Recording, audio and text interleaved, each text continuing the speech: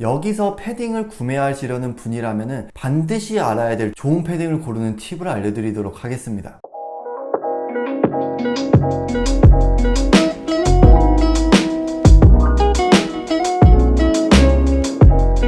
안녕하세요, 호호씨입니다. 오늘 소개해드릴 소식은요, 겨울하면 대표적으로 떠오르는 아이템이 뭔가요? 바로 코트와 패딩, 이 두 가지를 많이 떠오르실 텐데요. 그 중에서 오늘은 패딩이라는 아이템을 가지고 패딩의 역사와 함께 좋은 패딩을 고르는 팁을 알려드리도록 하겠습니다. 제가 항상 말하는 말이지만 옷을 아무 의미 없이 입는 것보다 이런 옷들의 역사가 어떻게 됐고 어떻게 만들어졌고 왜 이런 디테일이 생겼고 이런 것들을 알아야 조금 더 심층적으로 옷에 대해서 알 수 있고요, 더 좋은 옷을 고를 수 있고 코디하는데도 훨씬 잘 코디를 할 수 있습니다. 그렇기 때문에 제가 오늘 알려드릴 내용은 반드시 기억해 주시길 바라겠고요. 그러면 패딩 컨텐츠 한번 살펴볼까요? 일단 패딩이란 아이템이 어떻게 나왔느냐, 이 패딩의 역사에 대해서 조금 알려드리자면 에디 바우어라는 사람에 대해서 알아야 될 필요성이 있습니다. 에디 바우어는 1920년에 에디 바우어가 21살 정도가 됐었을 때 테니스 용품 사업을 작게 시작을 하고 있었고, 그 테니스 시즌이 끝나면은 사냥이나 낚시를 하는 취미를 가졌어요.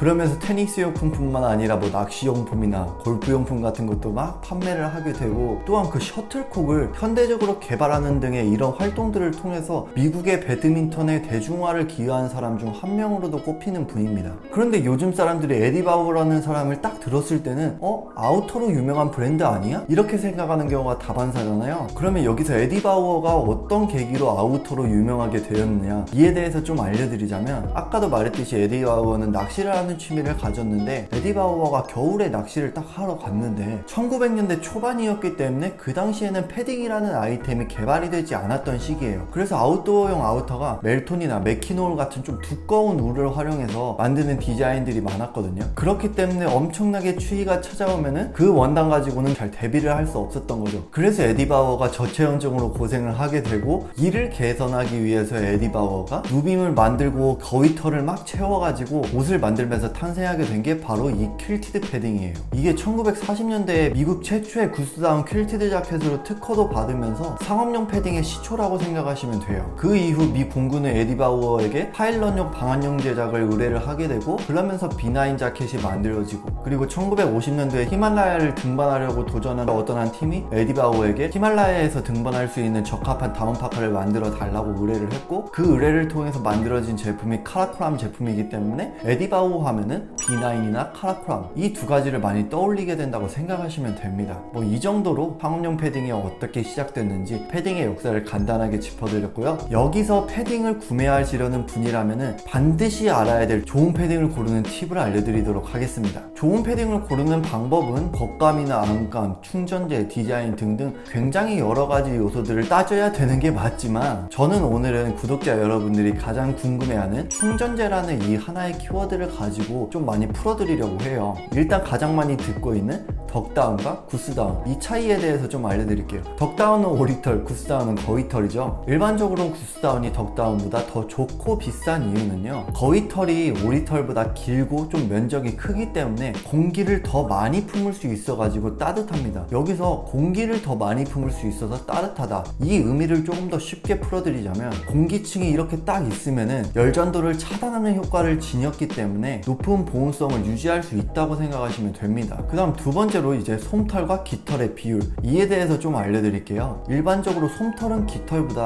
훨씬 부드럽고 미세하기 때문에 공기를 더 많이 품을 수 있어서 보온성이 좋아요. 그래서 패딩을 볼 때 솜털, 깃털의 비율을 보면은 솜털의 비율이 조금 더 높은 것을 볼 수 있고요. 보통 옷을 만들 때 솜털과 깃털의 비율을 8대2, 9대1이라고 하는데, 그게 황금 비율이라고 불리기 때문에 이런 비율을 많이 추구하긴 합니다. 그러면 이 설명만 듣고 이런 생각을 하시는 분들이 있을 거예요.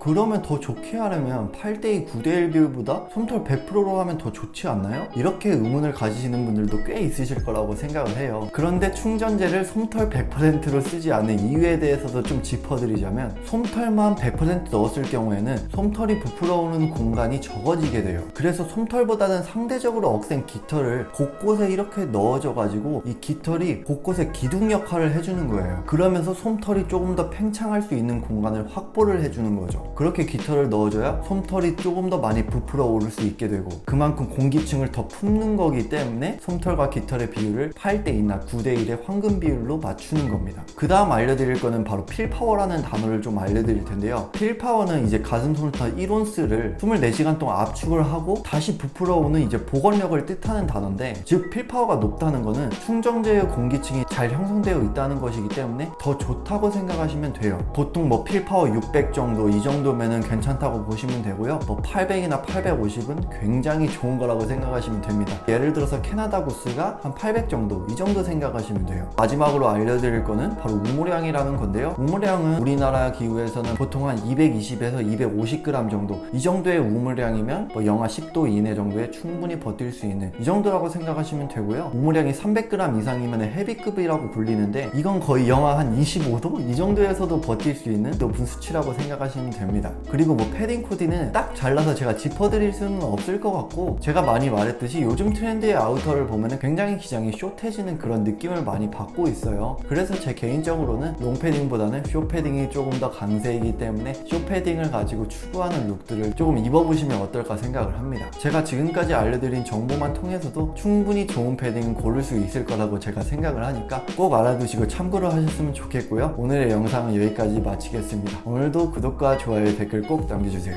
감사합니다.